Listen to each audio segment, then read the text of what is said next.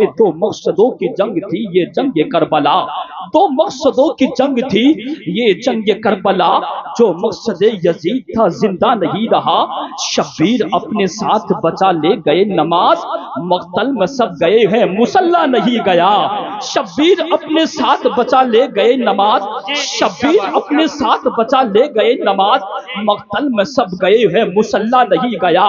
اب میں آپ کو پیغام کربلا کی طرف لے کر کے چلتا ہوں، آپ یاد کریں دربار یزید میں حضرت زینب کبریٰ ہے، اور یزید کہتا ہے زینب دیکھ یہ تیرے بھائی کا سر ہے، تیرے بیٹے کا سر ہے، تیرے بھتیجے کا سر ہے۔ اس وقت زینب کبریٰ کی زبان پر ایک خطبہ تھا، اور اسی خطبے کا ایک لمحہ سماعت کریں، طلب کا بولے یا رسول اللہ، اور لہک کے بولے یا امام حسین۔ آپ امام حسین سے محبت کرنے والے ہو تو دل جمی کے ساتھ سنو، اور سننے کے بعد انشاءاللہ عمل کرنے کی بھی کوشش کرو۔ تو وہ خطبہ کیا تھا؟ حضرت زینب کبریٰ کہتی ہے کہ آپ فرماتی ہے کہ بدلانہ ایک حرف الف لام بچ گیا، بدلانہ ایک حرف الف لام بچ گیا، اللہ اور رسول کا پیغام بچ گیا، بدلانہ ایک حرف بچ گیا، اللہ اور رسول کا پیغام بچ گیا۔ دربار میں یزید کے زینب نے یہ کہا، دربار میں یزید کے زینب نے یہ کہا، گھر لٹ گیا تو کیا ہوا اسلام بچ گیا۔ دربار میں یزید کے زینب نے یہ کہا، گھر لٹ گیا تو کیا ہوا اسلام بچ گیا۔ آج لوگ نمازیں بہت پڑھتے ہیں، لیکن کئی لوگ ایسے ہیں جو کربلا والوں سے محبت نہیں کرتے۔ ہم کہتے ہیں یار تیری نمازیں رائے گا جائیں گی، تیرے چہرے پر مار دی جائیں گی، اگر کربلا والوں سے محبت نہ کرے گا تو تیری نمازیں بھی تیرے کوئی کام نہیں آئیں گے۔ اس لیے کہ لکھتا جائے گا قلم کاغذ بھی بھرتا جائے گا، لکھتا جائے گا قلم کاغذ بھی بھرتا جائے گا، ایک لفظ کربلا پھر بھی نہ لکھا جائے گا، باب جنت پر نمازیں دستکیں دیں گی مگر کربلا سے پوچھ کر دروازہ کھولا جائے گا، باب جنت پر نمازیں دستکیں دیں گی مگر کربلا سے پوچھ کر دروازہ کھولا جائے گا۔ بہت تیزی کے ساتھ چلنے کی کوشش کروں گا، یہ مکمل خطاب آپ کو سماعت کرنا ہے، اور جشن غوث البرا سے یہ پیغام لے کر کے آپ کو جانا ہے، اور یہ پیغام پوری کائنات میں انشاءاللہ روشن ہو جائے گا۔ یہ پروگرام کل پرسوں تک نہیں بلکہ آپ سوشل میڈیا پر برسوں تک یاد کریں گے انشاءاللہ، اور سنیں گے، سننے کے بعد انشاءاللہ عمل کریں گے، ہماری دنیا بھی کامیاب ہوگی، ہماری آخرت بھی کامیاب ہو جائے گی۔ بولے سبحان اللہ، ذرا مسکرا کے بولیں سبحان اللہ۔ کہیں پر عذاب تو کہیں پر ثواب ہوتا ہے، کہیں پر عذاب تو کہیں پر ثواب ہوتا ہے، پیار میں کہاں حساب و کتاب ہوتا ہے، مسکراتے رہو ڈھکیا کے مسلمانوں، اداس رہنے سے چہرہ خراب ہوتا ہے۔ بہت تیزی کے ساتھ آپ کی سماعتوں کے حوالے ذاکر رب اکبر، واصف محبوب دابر یعنی عالم نبیل، فاضل دلیر، نمونہ اسلاف، خطیب الہند و ایشیا و یورپ، حضرت علامہ مفتی شہریار قبلہ صاحب قبلہ کو آپ کی سماعتوں کے حوالے کرتا ہوں۔ آپ حضرات کو اپنے آنے والے مہمان کا استقبال کرنا ہے، لگا لیں میری آواز کے ساتھ پرزور نعرہ نعرہ تکبیر۔ قدم آگے جو بڑھ جائیں تو پھر لوٹا نہیں سکتے، وہ اپنی موت بھی آگے تو واپس جا نہیں سکتے، اگر نکلیں گھروں سے نعرہ تکبیر پڑھ کر ہم کسی کے باپ کے قابو میں ہرگز آ نہیں سکتے۔ یار زور سے نعرہ لگا لے، ہمارے مہمان کی آمد ہے، ایسا نعرہ لگاؤ کہ سننے والوں کو یہ محسوس ہو کہ یہ جلسہ ڈھکیا گاؤں میں نہیں بلکہ گنبد خضرا کی چھاؤں میں ہو رہا ہے۔ لگا لے نعرہ تکبیر، نعرہ رسالت، علماء اہل سنت، مسلک اعلی حضرت، جشن غوث البرا کانفرنس، نعرہ تکبیر، نعرہ رسالت، کلمہ عشق رسالت کا توق رکھتا ہے، خدمت دین پیغمبر کا ذوق رکھتا ہے، ان اولیاء کا مقصد ہے صرف دین کی تبلیغ، ورنہ کون خطابت کا شوق۔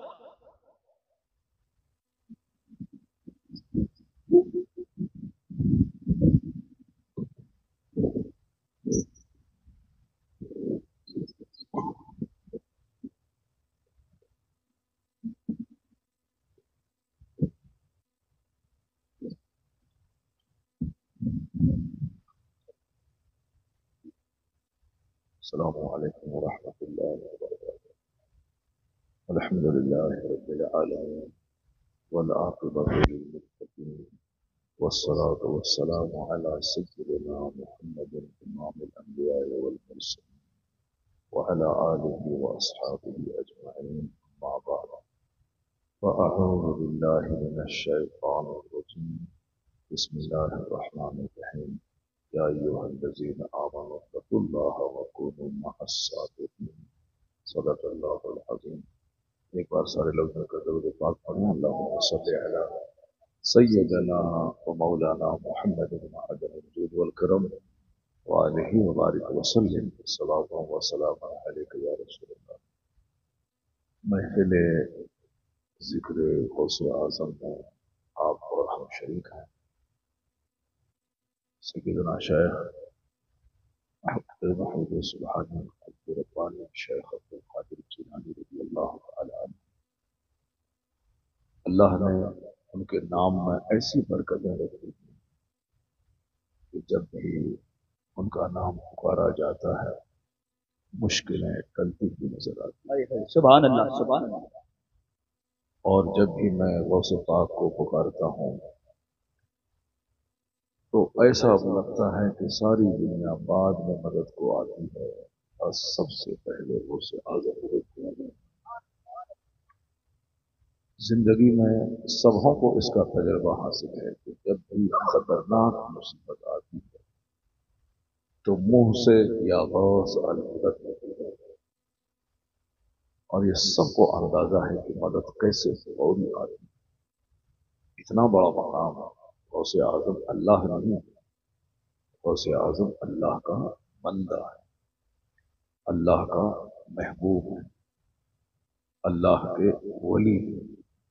حدیث میں آیا ہے کہ من کان اللہ لہ، جو اللہ کا ہو جاتا ہے اللہ اس کا ہو جاتا ہے، اور جب اللہ اس کا ہو جاتا ہے تو پھر ساری کائنات اس کی ہو جاتی ہے۔ تو میں دو تین اصول یہ بیان کرتا ہوں کہ آخر جیلان میں پیدا ہونے والے، بغداد معلیٰ میں آرام فرمانے والے پوری دنیا میں کیسے چھا گئے، اور آج 800 سال گزر گئے، 471 ہجری میں آپ کی پیدائش ہوئی، 500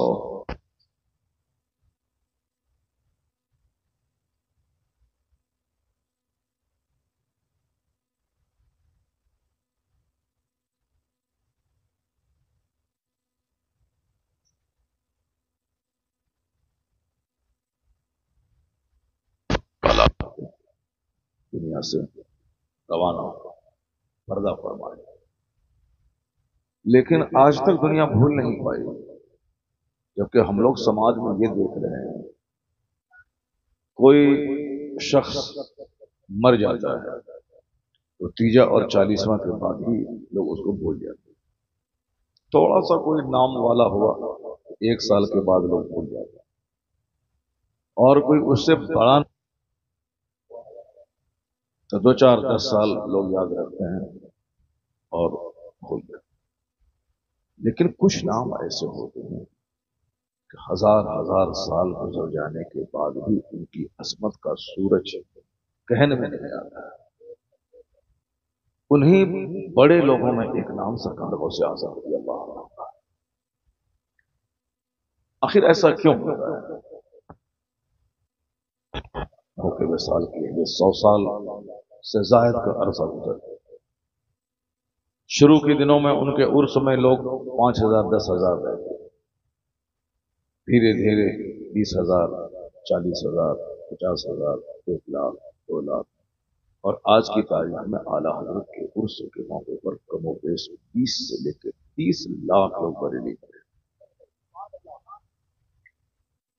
تو وقت گزرنے کے بعد ہم لوگ اپنے باپ دادا کو بھول جاتے، جس نے ہمیں زمین دی، جس نے ہمیں مکان دیا، جس نے ہمیں پالا پوسا، اس کو ہم بھول جاتے ہیں۔ سماج میں جتنے بھی زمیندار لوگ ہیں، بہت کم لوگ ایسے ہوتے ہیں جو خود سے کما کے زمین خریدتے ہیں، ایک بہت بڑے فارم ہاؤس کا مالک بن گیا. اکثر لوگ وہ ہوتے ہیں جو اپنے باپ داداؤں سے ملی ہوئی زمین پہ زمیندار کہلاتے ہیں. اکثر لوگ وہ ہوتے ہیں. بہت کم لوگ ہوتے ہیں جو اپنی زمین خرید کے اپنا گھر بناتے ہیں. اکثر لوگ دادا سے باپ نے زمین پائی، باپ سے ہم کو زمین ملی اور ہم نے اس زمین پہ اپنا گھر بنایا. اور آج ایک حصہ زمین خریدنے میں جگہ جگہ کے حساب سے کہیں لاکھ کہیں کروڑ اس کی قیمت ہوتی ہے. اور باپ سے مفت میں 1 ایکڑ زمین مل گئی.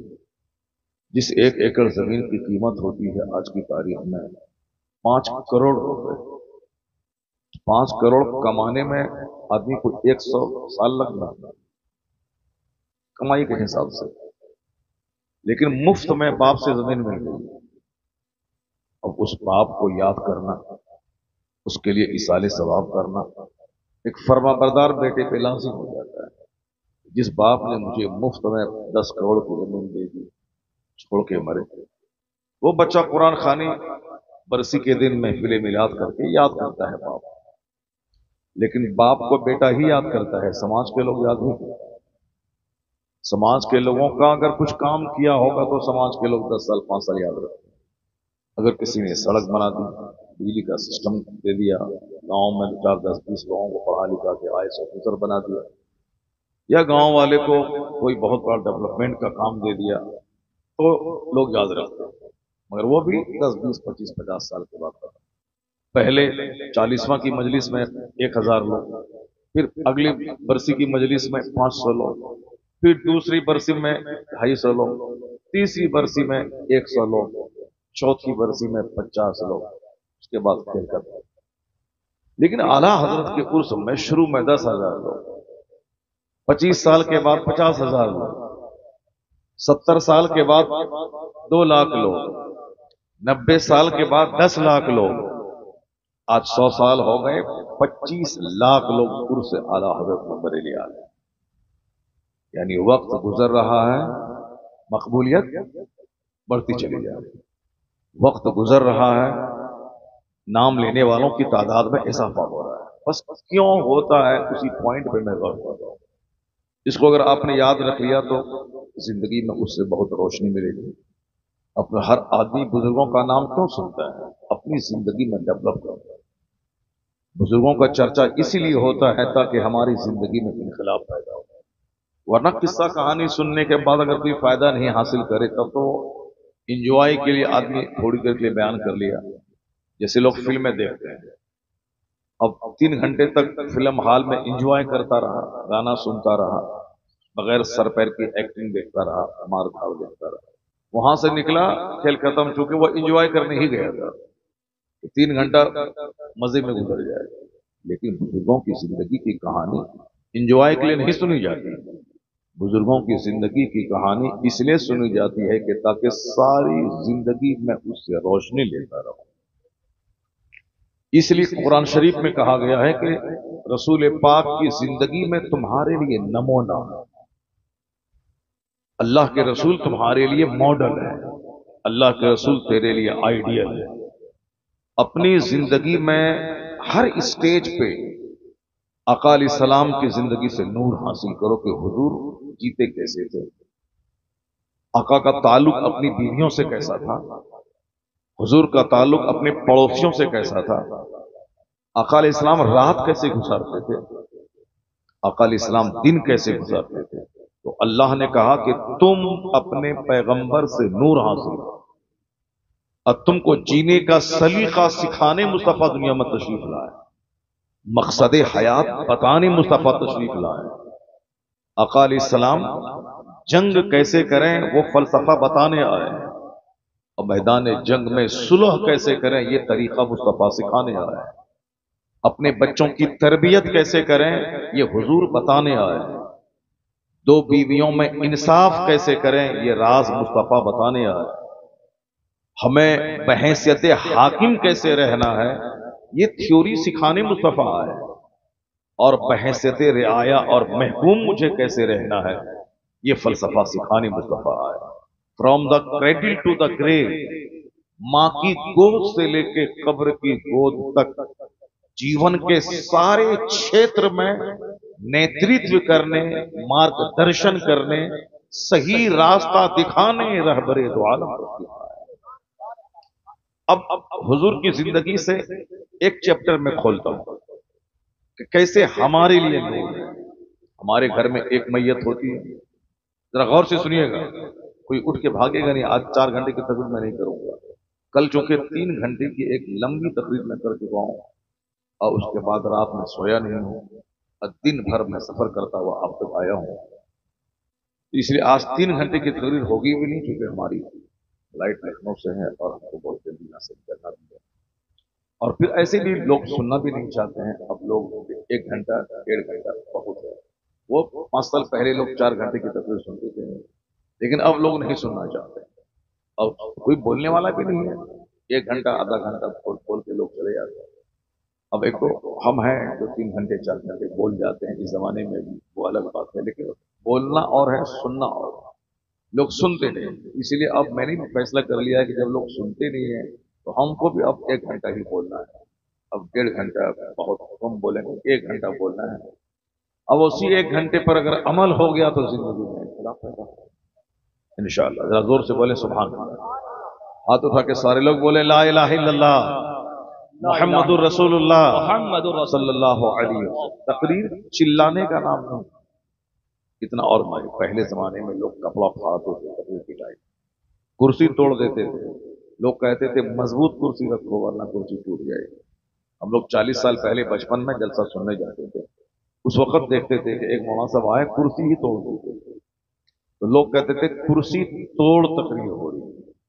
अब क्या तकरीर हुई, क्या बोला गया, किसी को कुछ मालूम नहीं। एक हमारे मिलने वाले भाई हैं, वो तस्करा करते थे कि हम आज से 25 साल पहले एक जलसे में गए, एक बहुत बड़े आलिम आए थे किचौठा शरीफ से, और तकरीर करते करते अपना पूरा कपड़ा फाड़ डाला, यानी कपड़ा फाड़ तकरीर। मैंने कहा कि तकरीर में बोले क्या, तकरीर की कोई बात याद है आपको? वो सब याद है, अलबत्ता इतना याद है कि कपड़ा फाड़ डाला। तो सब लोग अलग अलग ढंग से जलसे में आते हैं, कोई कपड़ा फाड़ देखने आते हैं, कोई कुर्सी तोड़ देखने आते हैं। आप कोई अल्फाज और जुमले से अपनी जिंदगी में रोशनी देने के लिए। भाई सुभान अल्लाह, सुभान अल्लाह। मैं उम्मीद करता हूं कि आज की खूबसूरत मजलिस में जितने लोग यहां मौजूद हैं वो सारे के सारे कुर्सी तोड़ तकरीर सुनने नहीं आए हैं, सब दिल पजीर तकरीर सुनकर अपने दिलों को रोशन करके आए। आज दुनिया में घमंड बढ़ रहा है, दुनिया में गुरूर बढ़ रहा है। गुरूर इसीलिए बढ़ रहा है कि नेक लोगों के पास उठना बैठना बंद हो गया। अब लोगों का उठना बैठना गुंडों के साथ हो, लोगों की दोस्ती चोरों और डकैतों से। लोग अब दुनियावी फायदे के लिए डकैत से मोहब्बत करता है ताकि मेरा पड़ोसी मुझसे डरे, इसका संबंध, इसका ताल्लुक फला बाहुबली, फला अंसारी, फला यादव, फला पठान से है, और इससे पंगा लोगे तो ये तुम्हें कहीं का नहीं छोड़ेगा। लोगों को डराने के लिए आदमी अपने घर में डकैतों को बुलाता है ताकि सारे पड़ोसी जान जाएं कि इनका संबंध उन लोगों से है। बस इसके अलावा कोई मकसद नहीं होता। सब पड़ोसी को डराने के लिए, अपने आसपास के लोगों में अपनी भाग दिखाने के लिए। दौलत पहले से ज्यादा बढ़ रही है, तो दौलत बढ़ने के बाद जो होना चाहिए वो हो रहा है। दौलत का मजाज है घमंड पैदा करना, दौलत का मजाज है बदअमली पैदा करना, दौलत का मजाज है बेअदब बना देना। एक आदमी कहता है तुम्हारी औकात याद दिला देना, ये घमंड की बोली है। एक आदमी कहता है कि मैं तुम्हारे साथ खानदान को तबाह बर्बाद कर दूंगा, ये दौलत और पैसे की गर्मी है।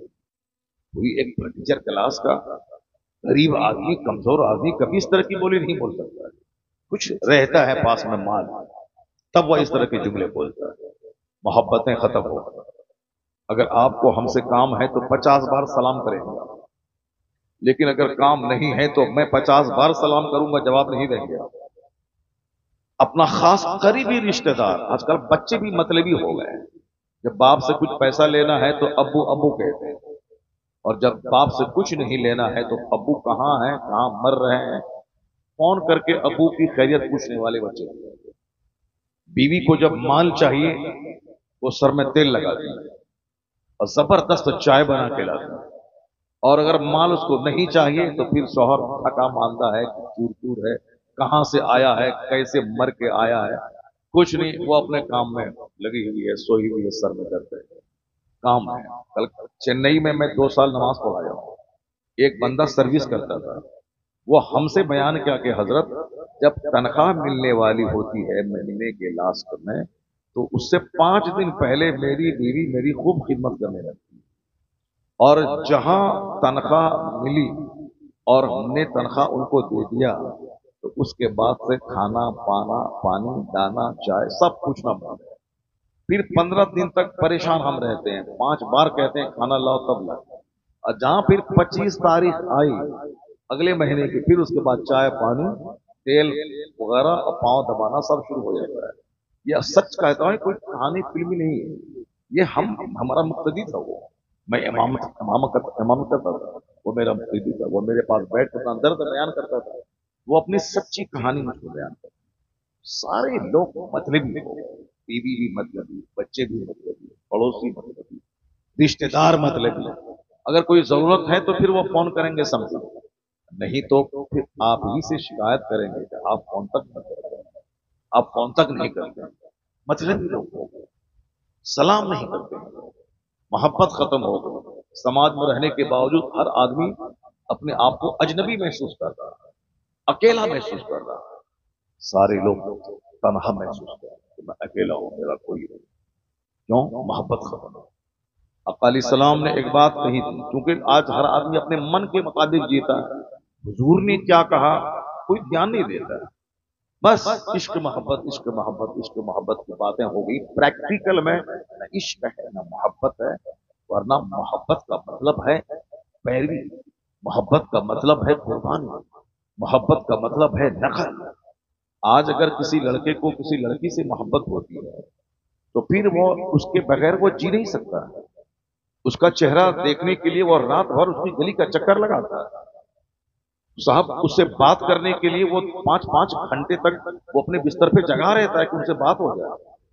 یہ جھوٹی محبت، گندی محبت، اور یہ کیفیت اس کے دل کی حقیقی ہوتی ہے، کیونکہ اگر دل محبت ہو گئی تو پھر اس کے دیکھے بغیر وہ جی نہیں سکتا، اس کے دیکھے بغیر وہ رہ نہیں سکتا، اسے بات کیے بغیر وہ رہ نہیں سکتا، اور کوئی نصیحت نہیں سننا چاہتا ہے۔ وہ ایک بہت بڑے بزرگ تھے، ان کو کسی ایک لڑکی سے عشق ہو گیا تھا، بہت بڑے بزرگ تھے، اب ان سے اتنی محبت ہو گئی تھی کہ اب ان کو ایک جھلک دیکھنے کے لیے کڑاکے کی سردی میں پوری رات عشاء کی نماز سے لے کر کے فجر کی نماز تک ان کی گلی میں برف گر رہی ہے، برف گر رہی ہے، یہ عراق اور عراق کی ٹھنڈی، برف گر رہی ہے، لیکن چونکہ اس قدر شدید محبت اس سے تھی، ایک جھلک دیکھنے کے شوق میں پوری رات برف گرتی رہی، وہ سہتا رہا، یہاں تک کہ جب فجر کی اذان ہو گئی اور اجالا پھیل گیا، لوگ مسجدوں کی طرف آنے لگے، وہ یہ سمجھا کہ عشاء کی اذان ہو رہی ہے، وہ سمجھا کہ عشاء کی اذان ہو رہی ہے، لیکن جب سویرا پھیلا تو ارے یہ تو دن نکلنے والا ہے، فجر کا وقت ہو گیا، یہ اذان عشاء کی اذان سمجھا تھا۔ اس شدید محبت کا یہ اثر ہے کہ 8 گھنٹے برف میں نہاتا رہا، فجر کی اذان ہوتی رہی، مگر انتظار دیدار میں 8 گھنٹے کو وہ 1 گھنٹہ سمجھتے ہوئے عشاء کی اذان سمجھ رہا، دل میں ایک چوٹ لگی، ایک درد پیدا ہوا، ایک جھوٹی محبت میں پوری رات تم نے گزار دی، یہاں تک کہ برف گرنے کا احساس تک نہیں ہوا، کاش یہ لمبی رات اللہ کی عبادت میں گزار، سبحان اللہ سبحان اللہ۔ کاش یہ لمبی رات اللہ کی عبادت میں گزار دیتے تو کتنا مرتبہ تمہارا بلند ہو گیا ہوتا۔ اندر سے ندامت ہوئی، شرمندگی ہوئی، دل نے بہت زیادہ اس کو جھنجھوڑا، وہ نہایا دھویا، توبہ کیا، مسجد میں گیا، کہا الہی مجھے معاف کر دے، میں ایک جھوٹے عشق کے چکر میں پوری رات گزارا، درد کا احساس تک نہیں ہوا، برف گرتی رہی، محسوس نہیں ہوا، کاش کہ اللہ وہ حقیقی محبت میں خود سے کر لیا ہوتا، اور پھر میری زندگی میں ایسی روشنی ہوتی کہ میں اس اجالے میں زندگی کے سارے لمحات گزار دیتا۔ الہی جو ہوا سو ہوا، اب میں توبہ کرتا ہوں، اب میں تجھ سے سچی محبت کرنے کا وعدہ کرتا ہوں۔ سبحان اللہ، سبحان اب وہ بندہ ایسا اللہ سے عشق کیا، ایسی محبت اللہ سے کی، اب کسی دنیاوی معشوق کی محبت میں گلی کا چکر نہیں لگاتا، ہمیشہ اللہ کی محبت سے سرشار ہو کر مسجدوں میں محو سجدہ رہتا ہے، محو عبادت رہتا ہے۔ ان کی زندگی میں چونکہ انقلاب آنا تھا، زندگی میں بہت بڑا جھٹکا جب لگتا ہے تب زندگی میں آدمی انقلاب پیدا ہوتا ہے۔ آدمی یہ چور تھا مگر آج نمازی بن گیا، ضرور زندگی میں کوئی بہت بڑا شوق لگا ہوگا، بہت بڑا جھٹکا لگتا ہے۔ یہ آدمی ڈکیت تھا اور یہ آدمی آج بڑا نمازی بن گیا، حاجی بن گیا۔ ان کی زندگی میں کچھ نہ کچھ ایسا انسیڈنٹ ہوتا ہے، ایسا واقعہ پیش آتا ہے جس سے اس کی زندگی میں یو ٹرن آتا ہے، بندہ وہاں سے موڑ لے لیتا ہے، بندہ سچی توبہ کرتا ہے۔ ابھی ایک شخص کل بول رہا تھا، ذرا غور سے سنیے گا، کس قدر جنون ہے بدعقیدوں کے دماغ میں۔ کہا کہ ایک سچا واقعہ ابھی ایک مہینے کے اندر تھا، انہوں نے ہم سے یہ بتایا کل کی رات 3 گھنٹے میری تقریر ہو چکی تھی لمبی، اور ایک بہت بڑا مجمع تھا، جتنے لوگ ابھی ہیں اس سے کئی گنا بڑا مجمع تھا، بہت بڑے لوگ بہت زیادہ لوگ تھے۔ تو اس تقریر کے بعد انہوں نے میری تقریر سننے کے بعد کہا کہ حضور ایک میٹر آپ اور اضافہ کر لیجیے گا اس میں۔ جب میں قیام گاہ پہ آیا تو اس نے بتایا، چونکہ آپ فکری باتیں لوگوں کو بتاتے ہیں تاکہ لوگوں کو شوق پیدا ہو، لوگ سوچنے پر مجبور ہو، تو ایک پوائنٹ ہم سے اور لے لیجیے۔ میں نے کہا کون سا پوائنٹ ہے؟ ابھی 1 مہینے کی بات ہے، میرے گاؤں کے بغل میں ایک سنی لڑکا دیوبندی گاؤں میں اس کی ایک آدمی کی گائے چوری کر دیا۔ سنی لڑکا،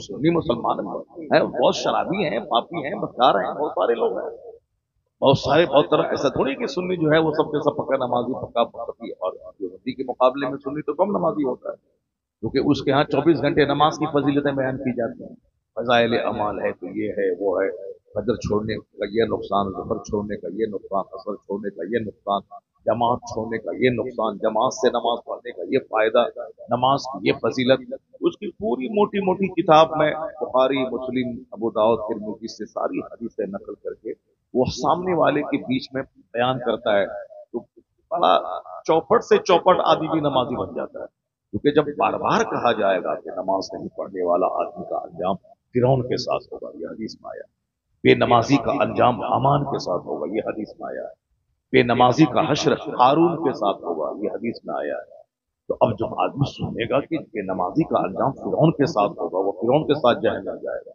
اب تو آدمی تو ہے، سینہ تو ہلے گا، پھر وہ آدمی جھک جاتا ہے، نماز پڑھنے لگتا ہے، نہیں ہم کو فرعون کے ساتھ جہنم نہیں جانا، ہم کو تو صدیقین، صالحین، شہداء کے ساتھ جنت جانا۔ جب بار بار یہ باتیں بتائی جاتی ہیں تو بندہ نمازی ہو جاتا ہے۔ اب وہ بار بار بتاتا ہے کہ حضور نے فرمایا ہے کہ جو جان بوجھ کر نماز چھوڑا وہ کفر کے قریب پہنچ گیا۔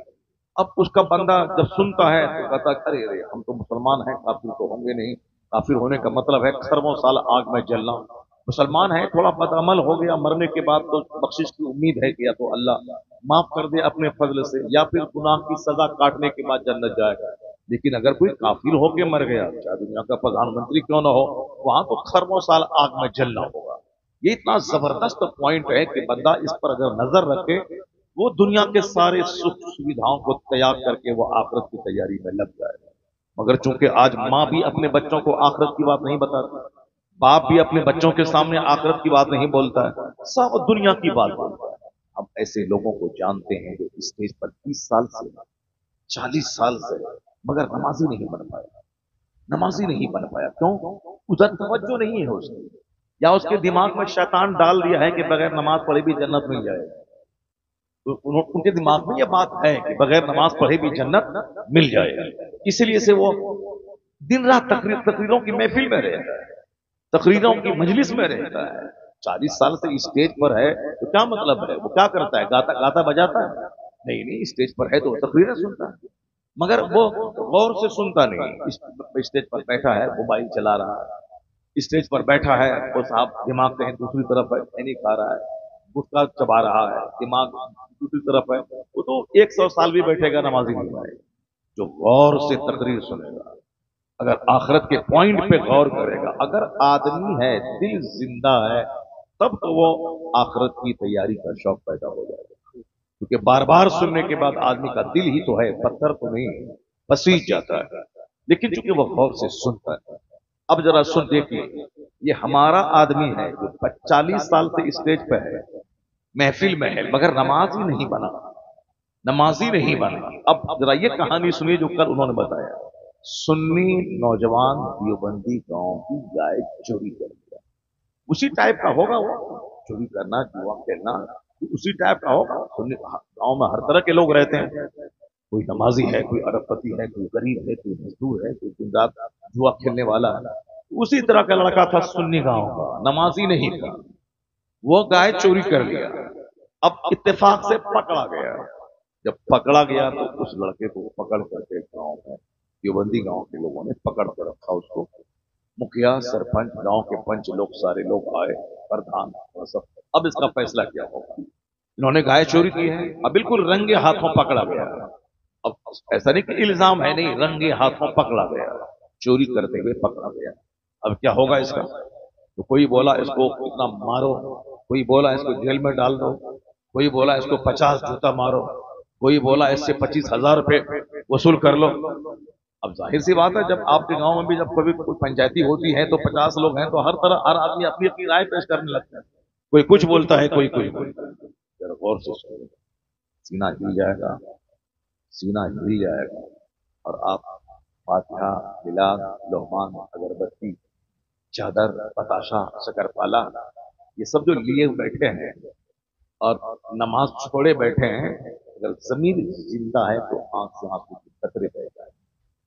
किस कदर वहाबी मजबूत है अपने अकीदे में, और किस कदर वो अपने मिशन पे लगे हुए। उनका उनका चरवाहा भी वो नमाजी बनाना चाहता है, उनका किसान भी वो सुन्नी को देवबंदी बनाना चाहता है, और हमारा स्टेज पर रहने वाला 40 साल का आदमी भी, उसको कोई दर्द नहीं है कि मैं अपने बेटे को नमाजी बना दूं, मैं अपनी बीवी को नमाजी बना दूं, या मैं खुद नमाजी बन जाऊं। ये एक आईना दिखला रहा हूं, उनका जुनून में दिखला रहा हूं।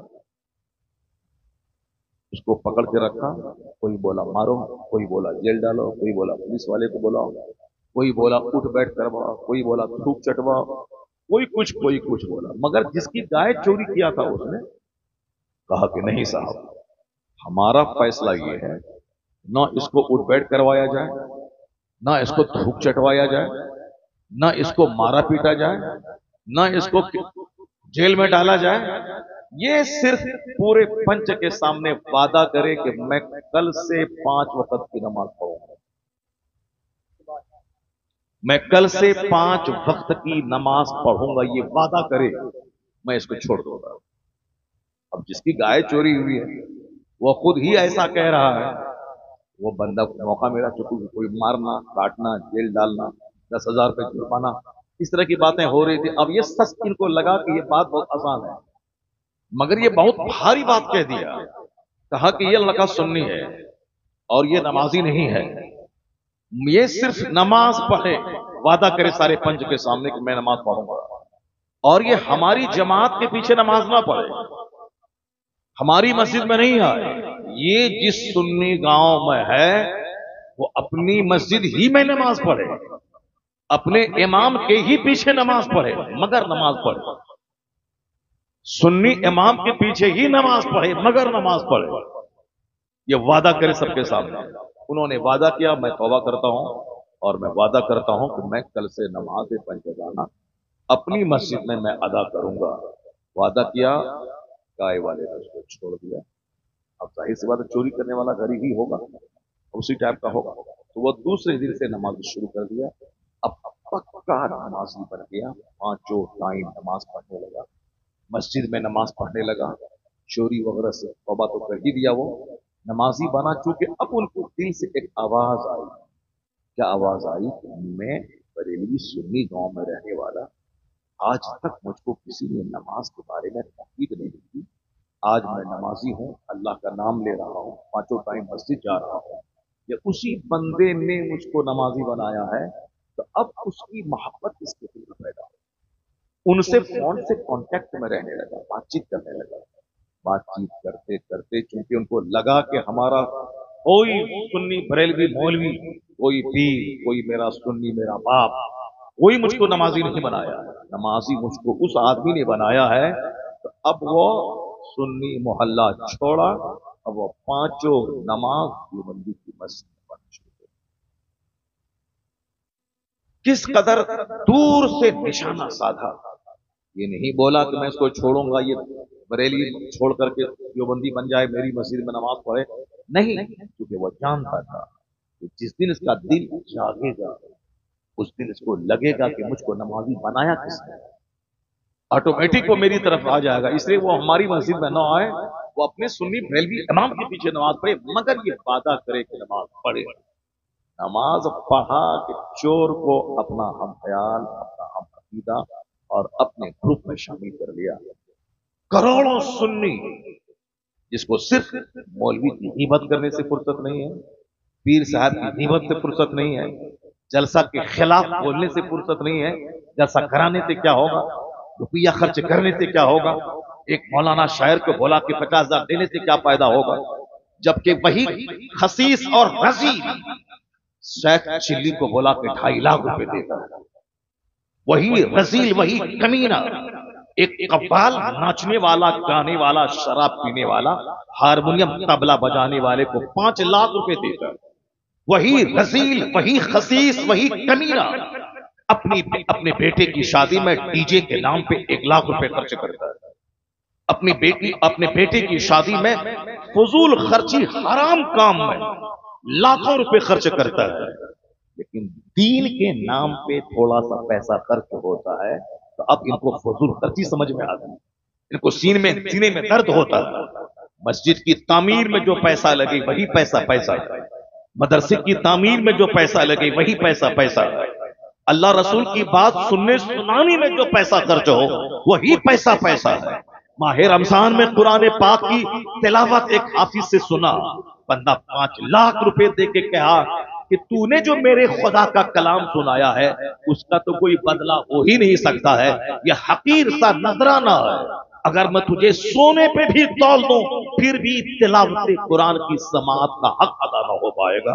یہ تو اپنے ظرف اور جگر کی بات ہے، فضول خرچی میں برتھ ڈے پارٹی میں 5 لاکھ خرچ کرنے والا اگر وہ رذیل خبیث مردود، اگر وہ جلسہ جلوس ذکر خدا کی مجلس کے اہتمام کے پیسے کو اگر وہ غلط قرار دیتا ہے، اس سے بڑا خسیس، اس سے بڑا رذیل، اس سے بڑا کمینہ دنیا میں کوئی نہیں ہوگا۔ اصل میں پیسہ وہی ہے جو ناچ میں، گانے میں، شراب میں، ڈی جے میں، بینڈ بازی میں خرچ نہ ہو، اصل پیسہ وہی ہے جو پیسہ دینے والے خدا کی یاد میں خرچ ہو جائے۔ سماج میں کیسے کیسے لوگ رہتے ہیں، ہمارے لوگوں کو جنون ہے مدرسہ کے اجاڑ دینے کا، ہمارے لوگوں کو جنون ہے امام کو مسجد سے بھگا دینے کا، ہمارے لوگوں کو جنون ہے جو جلسہ 50 سال سے ہوتا آ رہا ہے اس کے بند کر دینے کا، ہمارے لوگوں کو جنون ہے اپنے گاؤں سماج کے سارے بچوں کو انجینئر، ڈاکٹر، پروفیسر، داروغہ، پولیس اور آرمی میں لے جا کے سب کو جہنمی بنا دینے کا، ہمارے لوگوں کو جنون ہے اپنی ماں بہن بیٹی کو ڈاکٹر بننے کے نام پہ گھر سے نکال کر جینس ٹی شرٹ پہنا کے اسے مشرکہ مرتدہ بنا دینے کا۔ کئی لاکھ مسلمانوں کی بیٹیاں جو آج کافروں کے ساتھ بھاگ کر وہ وہاں سنکھوں برس کے لیے جہنمی بن گئی، اگر مسلمان بن کے رہتی تو کم سے کم امید تھی کہ گناہوں کی سزا کاٹنے کے بعد جنت چلی جاتی، لیکن کفر قبول کیا، اب تو جنت کی خوشبو اس کے لیے حرام ہے، اب تو سزا کے لیے وہ جہنم کی آگ میں جلے گی۔ کتنے دن تک جوان رہے گی، کتنے دن تک مستیاں کرے گی اس کافر کے ساتھ، بوڑھی تو ہونا ہے، اس کے بعد مرنا تو ہے، مرنے کے بعد جہاں جانا ہے وہاں کا ایک دن 50,000 سال کے برابر ہے۔ یہ بتا دے کہ اس بیٹی کو جو کافرہ ہو گئی اس کے باپ کا قصور ہے یا نہیں؟ جس نے ڈاکٹر انجینئر بننے کا راستہ دکھایا، جنت جانے کا راستہ نہیں دکھلایا، ہمیشگی والا آرام کا گھر جنت کا راستہ نہیں دکھلایا، یہ دنیا کے 40 سال 50 سال ڈاکٹر انجینئر بن کے 2 روپیہ کما کے کھا پی کے اس کا راستہ دکھلایا، جبکہ میں خدا کی قسم کھا کے کہتا ہوں اگر لڑکی وہ ڈاکٹر انجینئر نہیں بھی بنتی تو بھی اس کی شادی ہوتی۔ انجینئر بننے کے بعد وہ سونے کے گھر میں رہنے کے بعد بغیر شوہر کے نہیں رہ سکتی ہے، اسے تو شوہر چاہیے۔ اگر شوہر نہیں چاہیے تو ڈرائیور سے زنا کرے گی، سماج کے جوکر سے منہ کالا کرے گی، اگر نہیں تو شوہر چاہیے، عزتدار عورت ہے تو شوہر چاہیے، شوہر کے بغیر کوئی نہیں رہ پائے گی، تو شوہر مرد ہی ہوگا، مرد کمانے کے لیے پیدا ہوا ہے۔ لڑکی کی بھی نوکری ہے 1 لاکھ مہینہ اور لڑکے کی بھی نوکری ہے 1 لاکھ مہینہ، تو ایک گھر میں 2 لاکھ آ رہے ہیں، جبکہ ایک گھر میں 1 لاکھ آنے کے بعد شاندار ڈھنگ سے گھر چل سکتا تھا۔ سامنے والے گھر میں 5 آدمی پرورش میں، لڑکے کو نوکری نہیں ہے، بیچارہ مزدوری کر کے جیسے تیسے گھر چلا رہا ہے، مگر ایک گھر میں بیوی کو بھی نوکری ہے، شوہر کو بھی نوکری ہے، یہ مالا مال ہو رہا ہے، وہ بیچارہ 10 آدمی کی پرورش کرنے والا کنگال ہو رہا ہے۔ اگر عورتوں کو نوکری نہیں دی جاتی تو اس کی جگہ پہ ایک مرد بحال ہوتا، اگر وہ ایک مرد بحال ہوتا تو اس کی نگرانی میں 10 لوگ پالے جاتے، چونکہ ہر مرد اپنی ماں، اپنے باپ، اپنی بیوی، اپنے بچوں، اپنی بچوں کا پالنے والا ہوتا ہے، سہارا ہوتا ہے، لیکن عورت کا تو کوئی نہ کوئی نگراں ہوتا ہے، شوہر ہوتا ہے۔ جب شوہر خود کما رہا ہے، اس کی پرورش ہو سکتی ہے، وہ الگ سے ایک مرد کے حق کو مار کر آج جو ہندوستان میں غربت بڑھ رہی ہے، کساد بازاری بڑھ رہی ہے، ایک طرف غریب ہے، غریب سے غریب تر ہوتا جا رہا ہے، ایک طرف مالدار ہیں، دولتیں اس کے گھر میں بہتی چلی جا رہی ہیں، یہ ہے انصاف کا خون کرنا۔ اگر 1 کروڑ عورتیں اگر سروس میں ہیں، اگر وہ سروس سے ہٹ جائیں، 1 کروڑ مرد اس کی جگہ سروس میں آ جائیں تو 10 کروڑ لوگوں کی پرورش ہوگی، چونکہ ہر مرد کی نگرانی میں 10 لوگ ہوتے ہیں۔ مگر کیا کیجئے گا، دماغ تو چونکہ چوپٹ ہو چکا ہے گورنمنٹ کا اور دنیا کے لوگوں کا، یہ مرد کو عورتوں کو شانہ بشانہ چلانے کے لیے، زناکاری بڑھانے کے لیے، عریانیت بڑھانے کے لیے، فحاشی بڑھانے کے لیے آج کورٹ میں زنا، تھانے میں زنا، کچہری میں زنا، رات میں جو پولیس والا پیٹرولنگ کرتا ہے وہاں زنا، صاحب اسکول میں زنا، ہاسٹل کے تہخانے میں زنا، یہ ہے عورتوں کو بے پردہ گھر سے نکالنے کا انجام۔ کلکتہ کے آر جی میڈیکل کالج میں رات کے وقت میں جو کالج کا پرنسپل اور اس کا چیلے کے ساتھ جو لڑکی کے ساتھ ریپ ہوا، قتل ہوا، اور پوری دنیا میں ہندوستان کی ناک کٹی، یہ کیا ہے؟ یہ میڈیکل کالج میں زنا اور MBBS ڈاکٹر کے ساتھ زنا اور کالج کا پرنسپل زنا کرے، یہ بتائیں کہ بے پردگی نے کہاں تک پہنچایا؟ اسی کا نام ڈیولپمنٹ ہے، اسی کا نام ترقی ہے، اسی کا نام وکاس ہے کہ دنیا میں شراب بڑھ گئی اور زنا بڑھ گیا، اسی کا نام ڈیولپمنٹ ہے، اور زنا بڑھے گا۔ ہم نے تو حدیث میں یہاں تک پڑھا ہے اتنا زنا بڑھے گا کہ راستہ چلتے لوگ اس زنا کریں گے، کوئی ٹوکنے والا نہ ہوگا، کوئی برا سمجھنے والا نہ ہوگا۔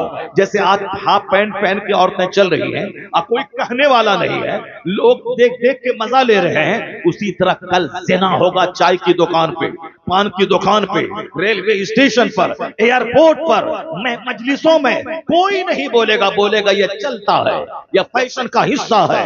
جیسے کھینی کھانا، گٹکا کھانا، سگریٹ پینا، راستہ چلتے پیانو بجانا یا سیٹی بجانا، چھیڑخانی کرنا، بے پردہ چلنا، ٹی شرٹ پہن کے چلنا، پھٹا ہوا جینس پہن کے چلنا، پورے جسم کو ننگا کر کے چلنا آج فیشن بن چکا ہے، اسی طرح کل زناکاری بھی فیشن بن جائے گی۔ جس طرح کتا کتیے کے ساتھ کرتا ہے اسی طرح مرد عورت کے ساتھ راستہ چلتے کریں گے، کوئی ٹوکنے والا نہیں ہوگا۔ اور میں نے جہاں تک پڑھا ہے اور اس کا آغاز ہو چکا ہے، ابھی جو کچھ ہو رہا ہے دنیا میں یہ اسی کا آغاز ہے، اور اب بہت جلد وہ وقت آنے والا ہے، چونکہ جب ضمیر زندہ رہے گا تب نہ بندہ گناہ کو گناہ سمجھے گا، اور جب ضمیر ہی مر چکا ہوگا تو اسے نکاح بوجھ لگے گا، زنا اچھا لگے گا، اپنی بیوی حور جیسی اس کو بری لگے گی، اور دوسروں کی کالی کلوٹی بیٹی اس کی طرف اس کا نشہ ہوگا۔ پیار کے نام پہ بلاکار کا ماحول جب آج پیدا ہو ہی چکا ہے، 4 بچے کی عورتیں ڈرائیور کے ساتھ بھاگ رہی ہیں، 4 بچے کی ماں صاحب بھاگ رہی، پوتا پوتی والی یہ صاحب نانی بننے والی وہ بھاگ رہی ہے، تو آخر وہ دن آنے میں کتنا ٹائم لگے گا؟ وہ تو آ ہی چکا ہے۔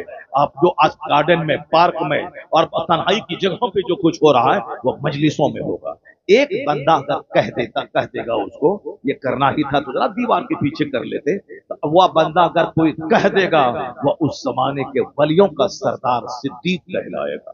یعنی اتنا بھی ٹوکنے والا کوئی نہیں ہوگا کہ یہ کیوں کر رہا ہے. اگر کوئی کہہ دیا کہ ایسا کرنا ہی تھا اب دیوار کے پیچھے کر لیے ہوتے. وہ اس زمانے کا صدیق ہوگا, وہ اس زمانے کے ولیوں کا سردار ہوگا. کیسا خطرناک وقت آنے والا ہے. لوگ کہتے ہیں ڈیولپمنٹ, لوگ کہتے ہیں ترقی. یہی ہے, عورتوں کو چڈی پہنا کے دکان میں بیٹھا دیا تاکہ 10 گراہک ان کا منہ دیکھ کر کے سامان خریدنے کے لیے آئے. یہی ڈیولپمنٹ, یہی ترقی ہے. گھر میں رہنے والی خاتون کو ہوائی جہاز کا ایئر ہوسٹس بنا دیا تاکہ 200 مسافر جو ہوائی جہاز پہ سفر کر رہے ہیں وہ سب ان کی گردن, ان کا چہرہ, ان کے سر کے بال, ان کے ہاف پینٹ, ان کے سارے بدن کو دیکھ کر 2 گھنٹے کا سفر پورا کر لے. یہی ڈیولپمنٹ ہے.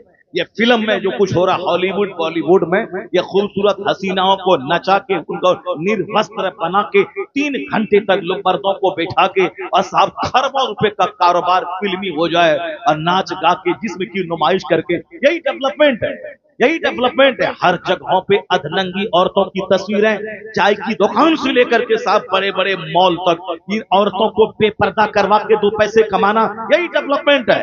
یعنی ابھی ایک عورت آئی تھی یورپ سے, وہ ہم سے بیان کیا کہ حضرت کیا بتائیں, آنکھ کے خون کے آنسو رونا پڑتا ہے. میں بھی لندن گئی تھی اور میں وہاں سے واپس لوٹی ہوں. وہ بیان کیا, مجھ سے بیان کیا کہ حضور صرف ایک دھاگا کی طرح, جیسے کوئی ایک کپڑا لپیٹی ہوئی ہے, دھاگا کی طرح ایک کپڑا ہے, باقی سارا جسم ننگا. یعنی وہ برا بھی نہیں سمجھنے والا. اب پھر وہ کہتی کہ کیوں میں وہاں چلا گیا, ایسے مناظر کو میں نے کیوں دیکھا, جبکہ مرد اندر میں ٹی شرٹ ہے, اس کے اوپر میں شرٹ ہے, اس کے اوپر میں کوٹ ہے, کیونکہ کوٹ اور پینٹ پہننے کا رواج چلا دنیا میں, پوری دنیا میں. سارے لوگ شادی بیاہ میں کوٹ پینٹ پہنتے ہیں صاحب. سارے نیتا امریکہ یورپ کے سارے نیتا مرد وہ صاحب پہنے ہوئے ہیں کوٹ پینٹ اور اندر میں شرٹ ہے.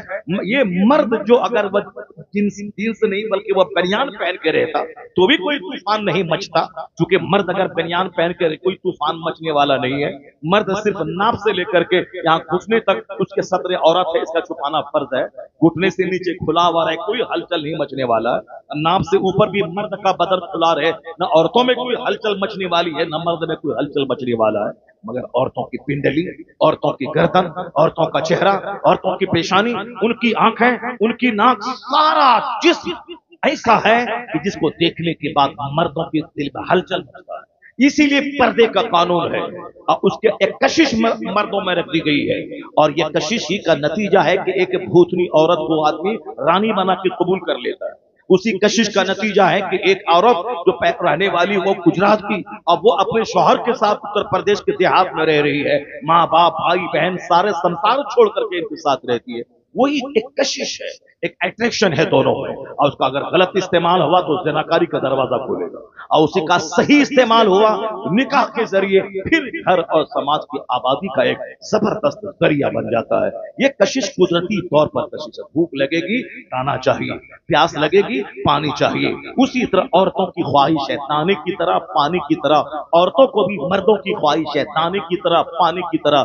ایسا نہیں کہ بھوک لگے اور سامنے دانا رہے اور ہم دانے کی چاہت ہم کو نہیں ہے. وہ تو مردہ سے بدتر ہے کہ بھوک لگی ہے سامنے دانا ہے کھا نہیں رہا ہے, وہ تو مریض ہے, بیمار ہے. اسی طرح مرد ہے سامنے عورت نروستر کھڑی ہے اور اس کے بدن میں کوئی ہلچل نہیں مچے, نہیں کوئی فرق نہیں پڑتا, وہ تو نامرد ہے, ہجڑے سے بدتر ہے. کیونکہ انسان جہاں ہے, مرد جہاں ہے, مردانگی جہاں ہے, وہاں تو کشش ہے, وہاں تو عورتوں کی خواہش ہے. اسی خواہش کو صحیح لگام دینا ہے, صحیح راستہ دینا ہے.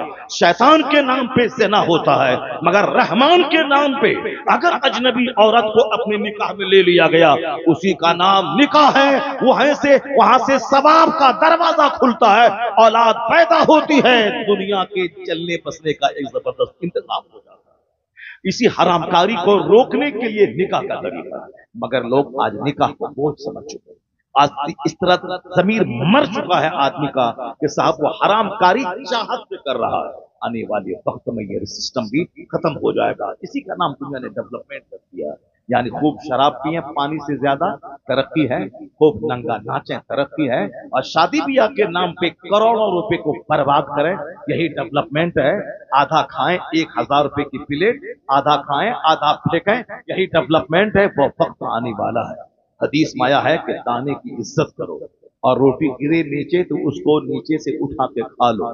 دانے کی عزت کرو، ورنہ مصطفیٰ فرماتے ہیں، نائب پروردگار کہتے ہیں کہ جس قوم سے دانا روٹھ جاتا ہے، روٹی روٹھ جاتی ہے، دوبارہ نہیں آتی۔ یعنی اگر روٹی روٹ گئی، وہ چاہے 50 درگاہوں پہ جا کے چوتڑ رگڑ کے آ جائے، پیشانی رگڑ کے آ جائے، نہیں ہوگی۔ جب اللہ ناراض ہوتا ہے تو چاہے وہ 1,00,000 درگاہوں پہ جا کے پیشانی سر پٹک کے رہ جائے، نہیں مراد پوری ہوگی، نہیں اس کی تقدیر کا دروازہ کھلے گا اور نہیں خوشحالی آئے گی۔ میں نے بے شمار لوگوں کو دیکھا، شروع میں اجمیر گئے، مراد پوری ہوئی، اس کے بعد مغرور ہو گئے، معلوم ہے کیا ہوا؟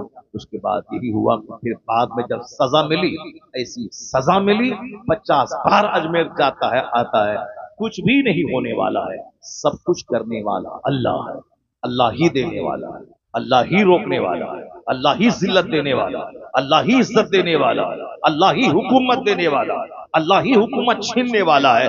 یہ جو ہندوستان کا مسلمان روتا ہے کہ یہ آ گئے وہ آ گئے ایسا ہو گیا، کچھ نہیں ہوا ہے، یہ ہمارے جرم کی سزا ہے کہ ایک ظالم حاکم مجھ پر مسلط ہے۔ مگر جس دن مسلمانوں کی مسجدیں آباد ہو گئی، مسلمانوں کا گھر سجدے سے آباد ہو گیا، جس دن میرا سارا کام اپنے پیغمبر کے فرمان کے مطابق ہونے لگا، یہی تو ہے کہ تو مصطفیٰ کا غلام بن جا، اللہ تجھے دنیا کا امام بنا دے گا۔ وعد اللہ الذین آمنوا وعملوا الصالحات، یہ اللہ کا وعدہ ہے کہ اللہ has promised، اللہ نے وعدہ کیا ہے اگر تم ایمان لائے اچھا کام کیے، جنت تو وہاں ملے گی، اس دنیا میں حکومت تجھ کو دے دی جائے گی۔ وعد اللہ الذین آمنوا وعملوا الصالحات لیستخلفنہم فی الارض، اللہ تمہیں اس زمین میں بادشاہت عطا کرے گا۔ اور اللہ نے اپنا وعدہ سچا کر کے دکھلایا ہے۔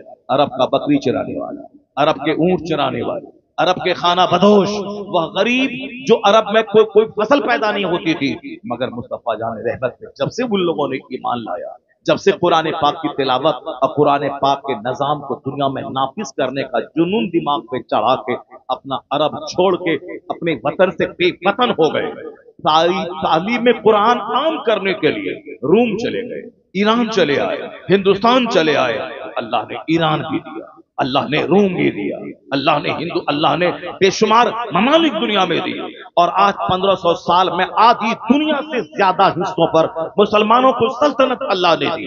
آج بھی 63 سے زیادہ ممالک، more than 60 countries، 60 ممالک سے زیادہ ممالک کے مسلمانوں کا قبضہ ہے، جہاں کلمہ پڑھنے والا حکومت کر رہا ہے۔ آج پوری دنیا میں مسلمانوں کے ایک دھمک 200 سے زائد ممالک میں موجود ہے۔ جو عرب سے سورج نکلا تھا، جو عرب کے خانہ بدوش اور بدو، وہ اسلام کی خدمت کرنے کے لیے اپنے وطن سے بے وطن ہو گئے۔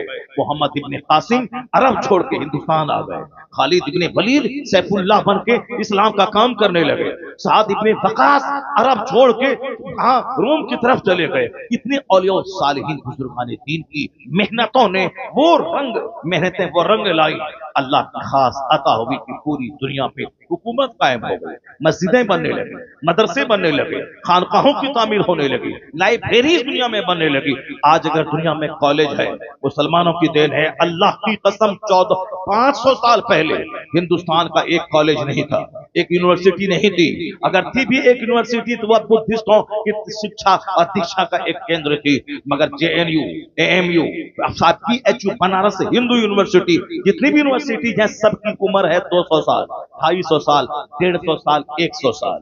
اسلام 1400 سال پہلے جب اسلام کا سورج چمکا دنیا میں، عرب سے وہ نور نکلا، تو معلوم ہے اس وقت میں ایک یونیورسٹی دنیا میں نہیں تھی، ایک کالج دنیا میں نہیں تھا، لیکن آج ہزاروں یونیورسٹیز، لاکھوں اسکول، ہزاروں کالجز دنیا میں موجود ہیں۔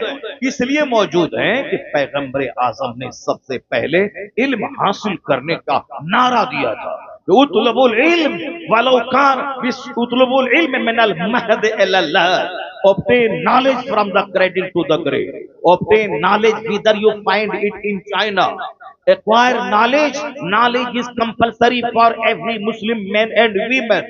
knowledge is power, knowledge is life, knowledge is best company.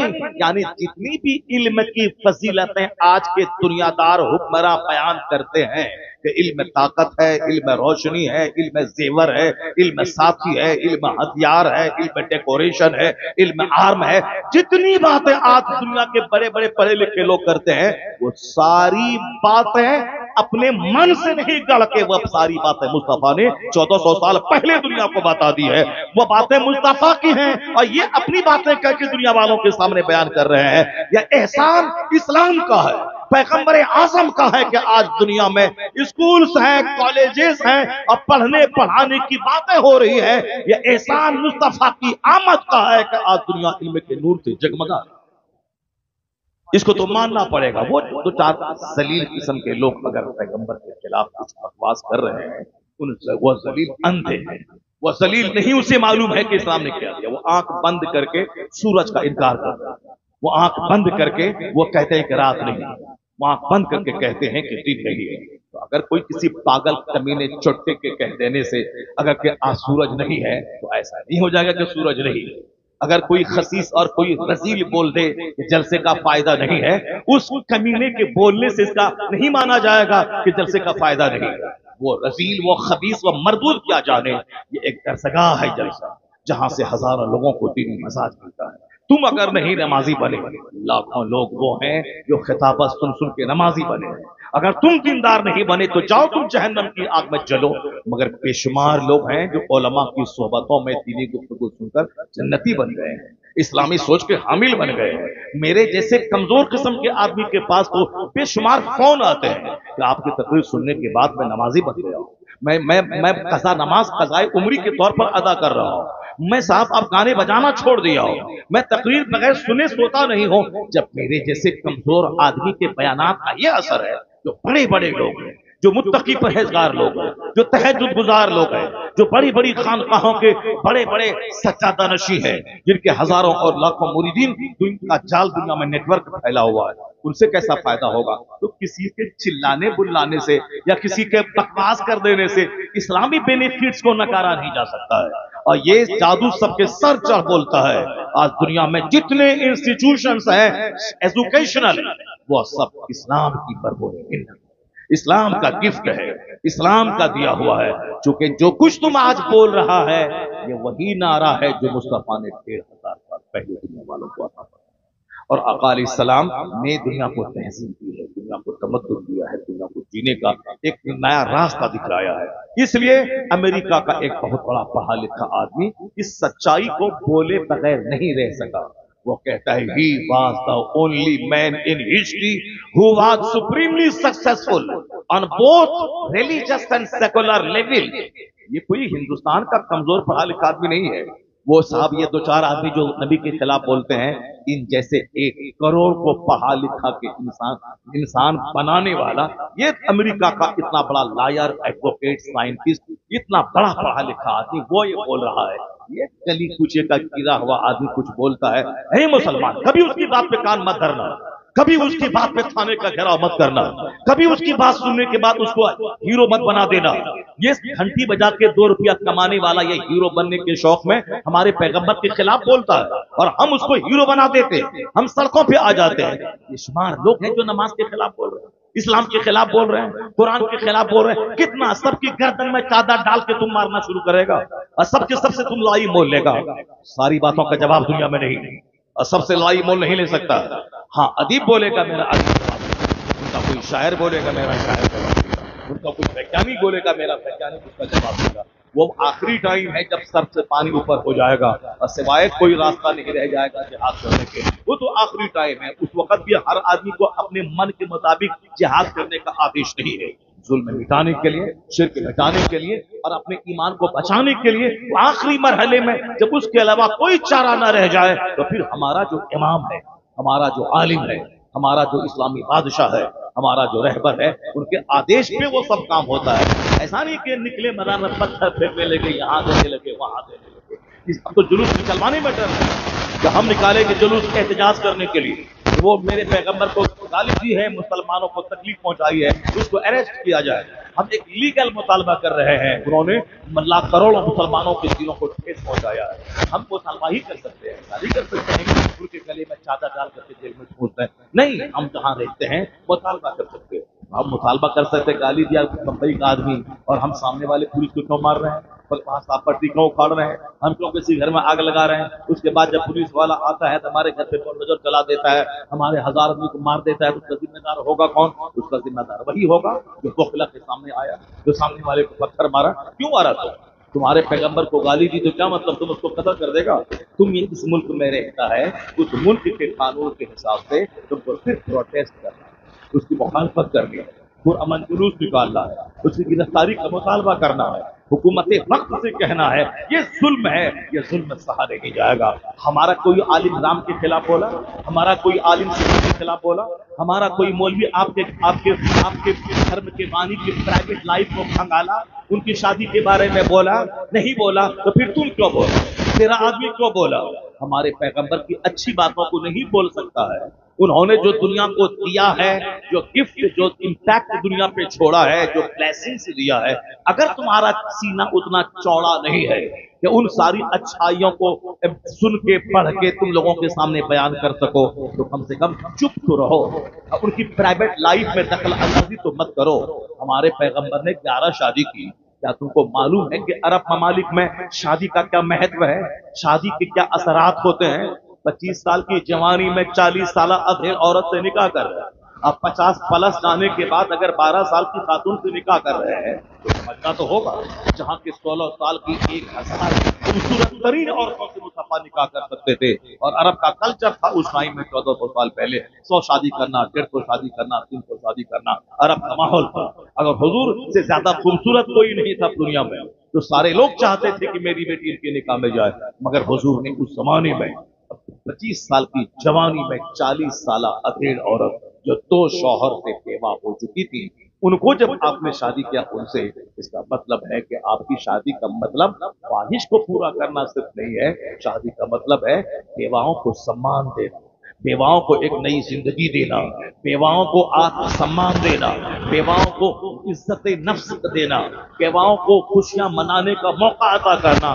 اب اگر قیامت تک کسی بیوہ کی شادی ہوگی تو احسان محمد عربی کا مانا جائے گا کہ حضور نے کہا, اب پریکٹیکل میں بیوہ سے شادی کر کے بتا دیا, اس عمر میں جس عمر میں آپ کے حسن کی قسم, حسن کے پہاڑ, آپ حسن کی خیرات چاند لیتا تھا, سورج لیتا تھا. ہم لوگوں نے مصطفیٰ کو نہیں دیکھا ہے, لیکن جس نے مصطفیٰ کو دیکھا ہے ان کا اسٹیٹمنٹ آج تک کتاب میں موجود ہے. حضرت ابو ہریرہ کہتے ہیں سرکار کا کاندھا ایسا تھا جیسے کسی چاندی کو ڈھال دیا گیا ہو. حضرت انس کہتے ہیں مصطفیٰ کا چہرہ ایسا تھا کأن الشمس تجری فی وجہہ, گویا حضور کے چہرے میں سورج تیر رہا ہو. یہ جن لوگوں نے دیکھا ان کا اسٹیٹمنٹ ہے, اس میں کوئی نمک مرچ لگایا نہیں گیا, ہو بہو جو اس کا اسٹیٹمنٹ ہے وہ ہے. حضرت جابر ابن سمورہ کہتے ہیں کہ رائے تو ہم چاند کو دیکھتے تھے, 14ویں رات کا چاند, یعنی جس دن وہ 14ویں رات کا چاند, 14th نائٹ, 14ویں رات کا چاند, مون آف 14th نائٹ, جو ایک ہی دن چاند جوان ہوتا ہے, باقی جس دن اگا حضور کے کہنے کی بانی پھر تھوڑا بڑا تھوڑا بڑا تھوڑا بڑا, 14ویں رات کو فل جوان ہوتا ہے. 15ویں رات سے گھٹنا شروع ہے, ڈاؤن فال 1 انچ 2 انچ, گھٹتے گھٹتے پھر سوکھی ہوئی کہنے کی مانند بارود ہو گیا. کہتے ہیں جابر ابن سمورہ تو 14ویں رات کا چاند چمک رہا تھا. حضور میرے سامنے تھے, سرکار کے جسم اقدس پہ ایک چادر تھی جس میں سرخ رنگ کی دھاری تھی. میں کبھی حضور کو دیکھتا تھا اور کبھی چاند کو دیکھتا تھا, تو فیصلہ کیا دل نے کہ مصطفیٰ کا چہرہ چاند سے زیادہ وَوَجْهُهُ أَحْسَنُ مِنَ الْقَمَرِ, ان کا چہرہ چاند سے زیادہ خوبصورت ہے. عرب کے لوگ تمنا کرتے تھے کہ کاش محمد عربی میری نسلیں فخر کرے گی, مگر اس خوبصورتی کا نمونہ جیسا دین جمیل نہ پیدا ہوا تھا پیدا ہوگا. حضور کی 40 سالہ عرب اور پہلی شادی 25 سال کی نے کیا. اس کا مطلب ہے کہ شادی حکمت ہے کہ آپ عزت دے. اب اگر وہی نہیں 50 سال پلس جانے کے بعد 12 سال نکاح کر رہے ہیں تو پھر ایسے نہیں دیکھو تمہارے لیے ایسا کر دیا ایسا کر دیا، نہیں وہاں جب پہلی شادی کو ملا کے سمجھو گے تب حکمت سمجھ میں آئے گی۔ جب شادی کی تمنا کی اس وقت کو 40 سالہ تھے، اور جب 50 پلس آنے کے بعد ایسے ہی خواہش آدمی کی نیچرلی ہٹ جاتی ہے، عورتوں کی چاہت 50 سال کے بعد کم ہو جاتی ہے۔ اس زمانے میں 9 سال 12 سال کی خاتون پہ سیدہ عائشہ رضی اللہ تعالیٰ عنہا، مطلب ہے کہ وہاں حکمت ہے یہاں حکمت ہو، یہاں حکمت ہو، اور کوئی میٹر نہیں ملتا ہے 1400 سال کے اندر میں کافروں مشرکوں اسلام کے دشمنوں کو لے کر کے کسی شادی کے پیچھے پڑا رہتا ہے۔ سرکار کی کتنی بیویاں ہیں، ان تمام بیویوں میں ساری بیویاں بیوہ تھیں، اکثر بیویاں بیوہ تھیں یا کچھ طلاق شدہ تھیں۔ ایک بیوی آپ کی صرف کنواری تھی جو سیدہ عائشہ تھی، وہ حضور نے اپنی چاہت سے نہیں کیا تھا، اللہ تعالیٰ جناب جبرائیل امین کے ذریعہ حضور کے خواب میں سیدہ عائشہ کا چہرہ دکھلا کے یہ کہا تھا اللہ کی پسند ہے کہ اس کے آپ نکاح کریں۔ تو سیدہ عائشہ کی شادی حضور نے چاہت سے نہیں کی تھی۔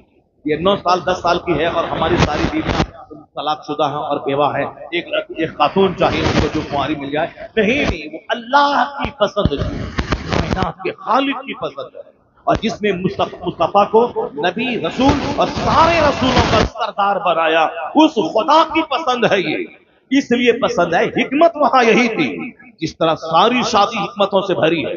ایک خاندان ہے مدینے میں جو کہتا تھا اسلام مٹا دیں گے، جو کہتا تھا اسلام کے پیغمبر کو قتل کر دیں گے، جو کہتا تھا اسلام کا ساتھ دینے والے مصطفیٰ کے صحابہ کو نگل جائیں گے، لیکن اس خاندان کی ایک بیوہ خاتون سے حضور نے شادی کر لی، وہ خاتون رضامند ہو گئی، اور جب اس خاندان کی بیٹی مصطفیٰ کے نکاح میں آئی اور حضور کے اخلاق، حضور کے کردار، حضور کے تمام کمالات کو دیکھنے کے بعد جب وہ خاتون اپنے خاندان کے باپ دادا کے سامنے بیان کیا تو پہلے تو وہ لوگ سوچا تھا کہ محمد ایسے ہیں ویسے ہیں، لیکن جب اپنی بیٹی کی زبانی حضور کی خلوت، حضور کی جلوت، حضور کی تنہائی کی ساری داستان سنی، سارا قبیلہ کلمہ پڑھ کے مصطفیٰ کا غلام۔ یہ ہے مصطفیٰ کی شادی کی حکمت، یہ ہے حضور کی شادی کی حکمت۔ خالد ابن ولید جیسا سیف اللہ کی تلوار، معلوم ہے کہ میدان احد میں 70 صحابہ شہید ہو گئے تھے، جو جنگ جیتی ہوئی تھی وہ جنگ کی بازی ہاری گئی۔ مصطفیٰ نے کہا تھا تیر اندازوں سے کہ یہاں کھڑا رہنا، یہاں جگہ چھوڑ کے مت جانا، چاہے جنگ جیتیں یا ہاریں تم یہ جگہ چھوڑ کے مت جانا۔ اور جب جنگ جیت گئے مسلمان، ان لوگوں میں سے کسی نے کہا کہ اب تو جنگ جیت گئے تو اب یہاں رہنے کا کوئی مطلب نہیں ہے، اب ہمیں بھی مال غنیمت لینا چاہیے، اس کو چھوڑ کے کفار بھاگ چکے ہیں۔ مگر کسی نے منع کیا کہ حضور نے کہا ہے کہ چاہے جنگ جیتیں یا ہاریں یہ جگہ نہیں چھوڑ دیں، مگر لوگوں نے اپنی عقل سے یہ سمجھا کہ حضور تو دشمنوں کو روکنے کے لیے ہم کو کھڑا کیا تھا تاکہ دشمن یہاں سے داخل نہ ہو، مگر اب وہ بات تو رہی نہیں کیونکہ اب تو جنگ جیت چکے ہیں ہم، اس لیے وہ لوگ چلے گئے میدان میں۔ تو وہی خالد بن ولید تھے جو پیچھے سے گھوم کر کے اسی راستے سے دوبارہ اندر گھس کے وہ خطرناک اٹیک کیا کہ 70 صحابہ شہید ہو گئے۔ جیتی ہوئی جنگ بظاہر شکست میں تبدیل ہو گئی، آقا علیہ السلام زخمی ہو گئے، آپ کے دندان اقدس شہید ہو گئے، آپ لہو لہان ہو گئے، آپ پہاڑ کے اوپر میں ایک گڈھے میں آپ وہاں نیچے چلے گئے، اس اور کافروں نے افواہ پھیلا دی، اسلام کے پیغمبر شہید ہو گئے۔ وہی خالد بن ولید جو اتنا بڑا رول ادا کیا تھا میدان احد پر، جب سرکار علیہ السلام ان کی پھوپھی حضرت ام میمونہ سے جب آپ نے شادی کیا مکہ المکرمہ میں، تو پھر پھوپھی جب مصطفیٰ کے نکاح میں چلی گئی تو اور اپنی پھوپھی کی زبانی جب سرکار کی داستان سنتے ہیں، اتنا بڑا کارنامہ انجام دینے والا کافروں کی طرف سے اتنا بڑا بہادر، وہ مصطفیٰ کے پاس آ کے کلمہ پڑھ کے مشرف اور اسلام ہو گیا۔ سیف اللہ کی تلوار، یہ ہے مصطفیٰ کی شادی کی برکت۔ اور آج بھی کسی خاندان کی دشمنی کو ختم کرنے کے لیے شادی ایک بہت بڑا ذریعہ ہے۔ شادی کرنے کے بعد دشمنی دوستی میں تبدیل ہو جاتی ہے۔ حضور کی ساری شادیاں یہی اسی حکمتوں سے بھری ہوئی۔ سیدہ عائشہ वो तो उनके बाप तो मुस्तफ़ा के गुलाम थे, मुस्तफ़ा के दोस्त थे। सफर में, हजर में, मक्का में, मदीना में, बदर में, ओहद में हमेशा बिल्कुल साए की तरह मुस्तफ़ा से रहे जुड़े हुए सिद्दीक़ अकबर। अब उन्होंने अपनी बेटी को सरकार के निकाह में दिया और उस पर वह नाज करते रहे कि मेरी बेटी को मुस्तफ़ा ने कबूल कर लिया है। अगर हुजूर जबरन ऐसा करते ख्वाहिश की वजह से, कभी सिद्दीक़ अकबर अपनी बेटी को नहीं देते। अब मक्का के उस वक्त के सारे लोग उस निकाह को बुरा समझते, लेकिन न किसी ने बुरा समझा, क्योंकि ऐन फितरत के मुताबिक वो शादी थी। अब लड़की चाहे 10 साल के बाद जवान हो या 15 साल के बाद जवान हो, जवान होने के बाद वो शौहर के काबिल है। और वहाँ अरब का कल्चर है कि वहाँ चूंकि वहाँ की जमीन गर्म, आबो हवा गर्म, वहाँ आज भी लोग 4 शादी करते हैं, आज भी एक एक आदमी के 50-50 बच्चे होते हैं। वहाँ मायूब नहीं माना जाता क्योंकि वहाँ की तहजीब का हिस्सा है। अब सैयदा आयशा की शादी कम उम्री में हुई, मगर जवान होने के बाद रुखसती हुई और आप हुजूर के हरम सरा में तशरीफ लाएं। हिकमत यही थी कि सरकार ने हम कयामत तक का पैगाम दिया कि क्या करना है क्या नहीं करना। मर्दों के कानून, उसूल और ज़ाब्ते मस्जिद नबी के मेंबर से जो आपने कहा, अबू हुरैरा ने नकल किया, अब्दुल्ला इब्ने उमर ने नकल किया, अब्दुल्ला इब्ने मसूद ने उसको याद रखा।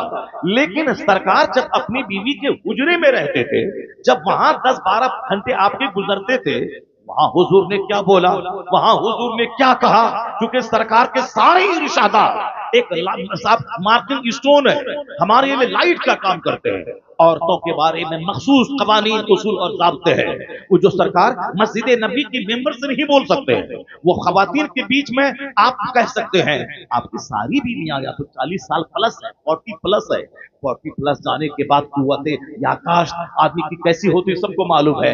एक बीवी तो चाहिए जो गेट बाई हार्ट करने वाली हो, जो जबरदस्त कुव्वत याददाश्त हो, जो मेमोरी पावर उसकी हाई हो, हुजूर जो बोले उसको याद कर ले। सिद्दीक़ अकबर जैसे महान की बेटी सैयदा आयशा थी।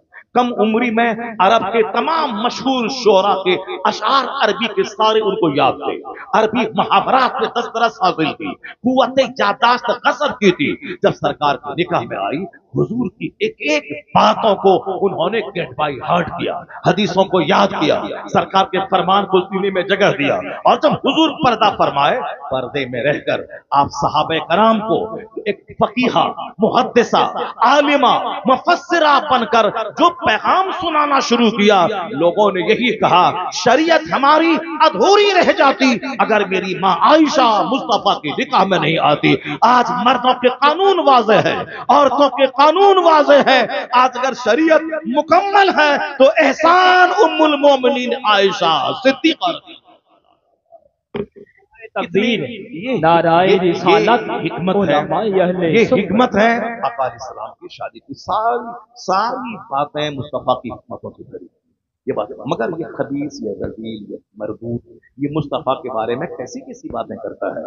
अब इनकी बातों का जवाब यही है, अमेरिका का डॉक्टर माइकल हार्ट कैसी उन बातों को फैलाई, उसकी बातों को अपने घर की दीवार में लिख दी, उस बातों को अपने स्कूल में लिखी। अगर ये रामगिरी जैसा खबीस अगर नबी के बारे में गलत बोलता है, नुपुर शर्मा जैसी खबीसा बोली, तो अब लड़ने की जरूरत नहीं है, सड़क पे आने की जरूरत नहीं है। ये बताना है कि तेरी औकात तो कुछ नहीं है, मगर जो दुनिया का सबसे बड़ा विद्वान है, जो दुनिया का सबसे बड़ा पढ़ा लिखा आदमी है, उसने मेरे पैगंबर के बारे में क्या कहा। तेरी हैसियत तो कुछ नहीं है, मगर डॉक्टर माइकल हार्ट कहता है, he was the only man in history who was supremely successful on both levels, religious and secular। Mustafa के बारे में डॉक्टर माइकल हार्ट कहते हैं, अमेरिका का सबसे बड़ा पढ़ा लिखा, वो कहते हैं इस रूए जमीन का, इंसानी तवारीख का, ह्यूमन हिस्ट्री का, मानव इतिहास का एक लौता इंसान मोहम्मद अरबी है, जो मजहब और सियासत दोनों सतह पर सबसे ज्यादा कामयाब तरीन शख्स है। He was the only man in history who was supremely successful on both